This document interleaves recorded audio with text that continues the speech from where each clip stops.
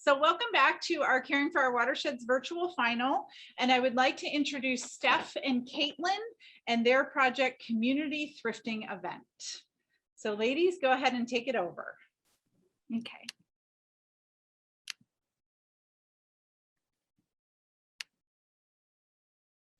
Okay.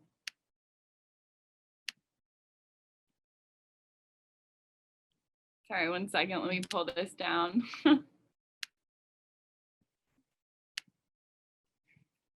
Okay, so we did our presentation on the importance of circular fashion. From the beginning, we knew the harmful effects of fast fashion on our watershed were what we wanted to address. From clothing waste in landfills, dyes polluting our waterways, and water waste, we knew this was a very important issue to tackle. Our initial plan was to put on a community thrifting event. We were going to collect clothes, repair old ones, rent out space, and hold an in-person event. However, COVID numbers in our area just weren't low enough where we felt comfortable putting on this event.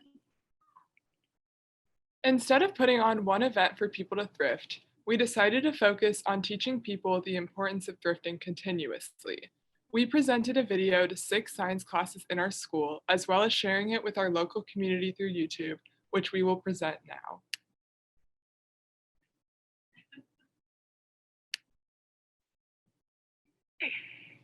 Before we get into all the harmful effects of fast fashion, We're going to answer these questions so we're all on the same page.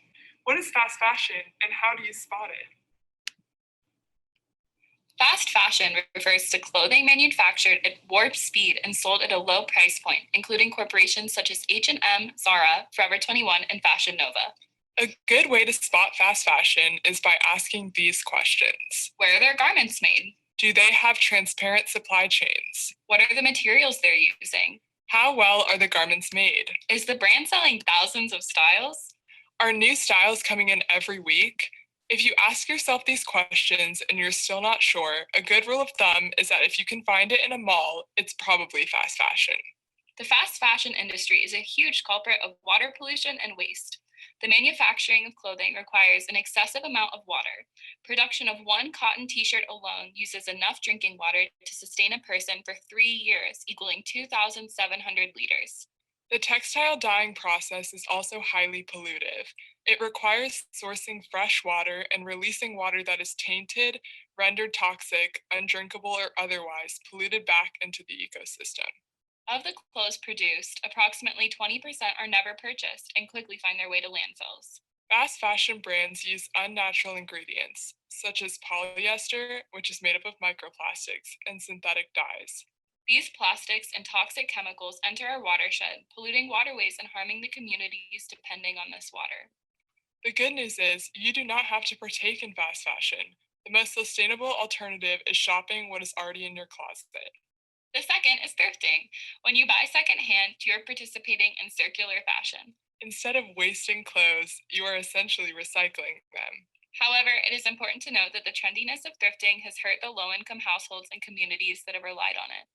Prices have gone up because of the surge in interest. This phenomenon is called the gentrification of thrifting.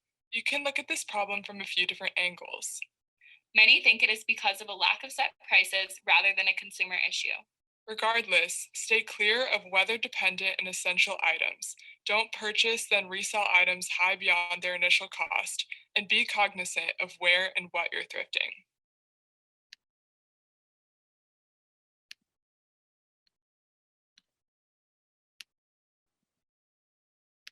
We also created a Kahoot to quiz the classes after our video, fostering a class discussion around the effects of fast fashion and thrifting. Our winners of our Kahoot each won a reusable tote bag to hopefully take with them on their future thrifting endeavors. We also created a thrifting guide for secondhand spots in the Cincinnati area with information regarding prices and available items. Using a QR code, we passed out these thrifting guides in the form of a business card, making it an accessible and easy way to get into thrifting. This is our budget. To implement this, we only needed money for our business cards and tote bags, and in total, we spent $570. Each dollar went to encouraging thrifting in the future. Money well spent, indeed. Success! Ultimately, our presentations could not have gone better. The students were receptive to all the information and were asking questions about ethical buying and making changes to their lifestyles. In the end, our shift from a one-time event was a choice we were happy with, because if you give a man a fish, you feed him for a day. If you teach a man to fish, you feed him for a lifetime. Thank you for your time and support.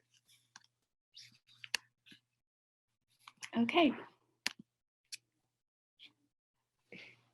Absolutely wonderful. Thank you, ladies. Judges, do we have any questions for Steph and Caitlin?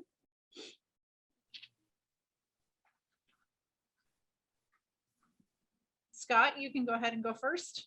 Sure, I'll kick it off. Good morning, ladies. Thank you for your presentation.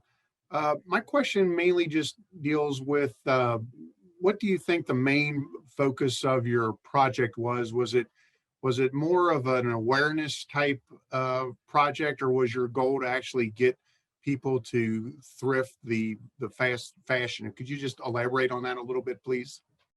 Yeah, I'd say our main goal was the education, like, against fast fashion and like the harmful effects. And we also didn't want to just like leave it there at the education and then kind of have people be like, okay, like I know this is bad, so like what now?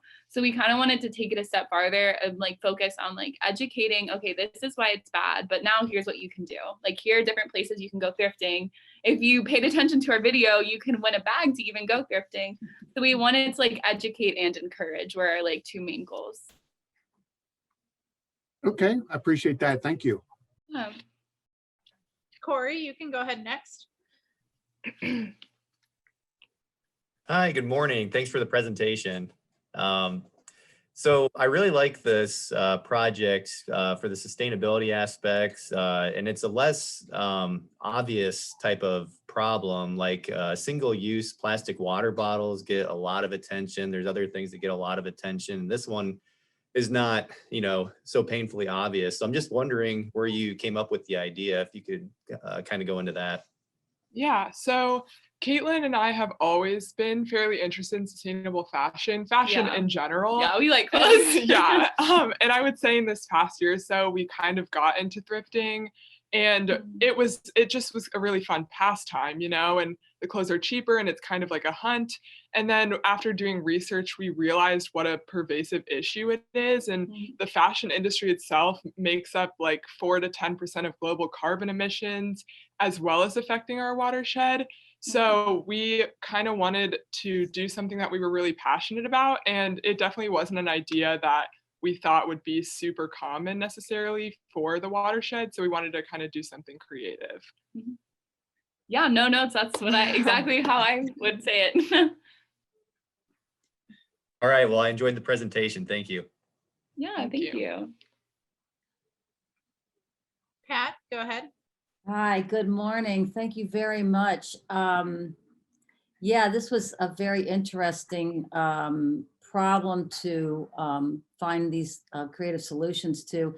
And I really thought it was effective because we do have a lot of emphasis on plastic bottles. You made the analogy of how many bottles, are used in this process as well. So, I mean, I think that's something that people kind of are already familiar with. So it was kind of a nice tie. And I really think your peer-to-peer conversations, your voice amongst your peers, I think is very powerful. Your passion came out, and I'm sure that you have helped others think more deeply about this.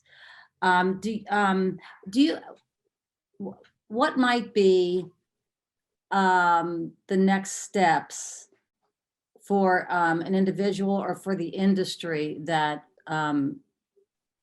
students like yourself could be impactful?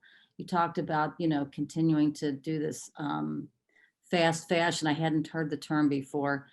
And now the secondary market is, I guess, getting more expensive as well. So what are some, have you thought that what's some other things you can do since you're interested in fashion? Yeah, I think for me, it's like advocating for set prices so low-income communities like aren't hurt by sustainable fashion. Because like I would argue that the issue is not like a surge in interest, because if you look at these thrift stores, it is like they still have waste. They still have a ton of clothes that are like going. So the issue isn't like an overconsumption, it's just raising prices. So I'd say for me, it's like advocating for set prices. And in class one day, we actually had a student who he'd been like mass buying and then like upcycling and then like selling. And Mm. so he started asking like, well, like, this is how I make my income. Like, what would you suggest I do instead? And I'd say like on that like personal like basis, establishing those relationships where people can like ask those really hard questions and like be vulnerable like that. And I was like really impressed with his lack of defensiveness and like his ability to like admit like, I think what I might be doing is like wrong and like hurting the planet. Like, help me make a decision of like how to make income and like what to do. Hmm. And I think for me, it's like talking to people one-on-one. Like, I've always been like a person who finds myself in like community-based activism. So I think continuing to like go out in the community and like have these tough conversations, I think is where I see myself like taking it next. Yeah. And this topic in particular is kind of one that's become more trendy. Like, I feel like it wasn't talked about maybe a couple of years prior. So the fact that fashion does pervade all of our lives in some way, and some more so than others, but everyone has to buy clothing. So I feel like this really does affect everyone, but it's not necessarily an issue that a lot of people know about. So education and just spreading the word about it and being aware of maybe what your effect might be is really important, but like to also ultimately remember that it's not necessarily a consumer problem only, it's also a systematic problem that we should be holding corporations and our government accountable for. So definitely like advocating for that as well as conscious consumerism. Yeah, like policy change for Yeah. sure is like an essential step. Mhm. Awesome. Thank you so much. Appreciate it. And Sue, a quick question. Yeah. Here in Cincinnati, textiles take up about 20% of the space in the landfill. So yeah, encouraging reuse is really it's important for your generation, because a corporate folks would like you to buy a new wardrobe every season, because that's how they make some money. But really, I would argue anytime you're extending the use of something and not sending it to the landfill, it's a positive impact for the environment. So I would advocate for upcycling. And in fact, University of Cincinnati has a program doing that every year in their fashion design program. And so anyway, I would, and so recycling, whenever you are adding value to something, and keeping it out of the landfill, it's positive. But I certainly do understand the social ramifications that you're talking about. And then there is this balance, just like, gentrifying a neighborhood, you're right, gentrifying these thrift stores could be problematic. But anyway, I think you guys are doing onto a really hot topic here. And you might, because fashion is something that you're interested in, I hope you know that you could make a career out of that, and really studying sustainable fashion. In North Carolina, Raleigh, they're really world renowned for their research on sustainable fabrics. So you guys might want to take a look into that. Yeah. Thank you. Mhm. Perfect. Yeah, because there are so many different materials like the cotton and the polyester. How do you separate those out to recycle them? But they are developing that technology so that you'll be able to recycle, your clothing as easily as your bottles with some innovation. Yeah. And we even we said in our video as well, like the most like sustainable alternative to fast fashion is like reusing what's in your closet. Yeah. Yeah, that's awesome. Yeah. Yeah. Then another rule of thumb is that the 80-20 rule, you wear 80 or 20% of your wardrobe 80% of the time. So that definitely, you guys are onto something here. Thank you. Thank you. Well, I know I definitely wear 20% of my wardrobe 80% of the time. Yeah, me too. I wear this shirt like once a week. And Glenn, there are Yes. actually some apps where Well- you enter all your clothing, and then they tell you different ways to What? I need that. wear. Yeah, write that down. too. I'm gonna find, what's that app? Well, ladies, I want to thank you so much for your presentation today. It obviously sparked some interest in some of us as well. So excellent job. And I want to remind you to log in Saturday morning at 10 a.m. for our finalists reveal and to see where you landed in the top 10. So thank you, ladies, so much. And I hope you have a great day. Thank you. Bye, guys. Bye, Have a good nice job. day.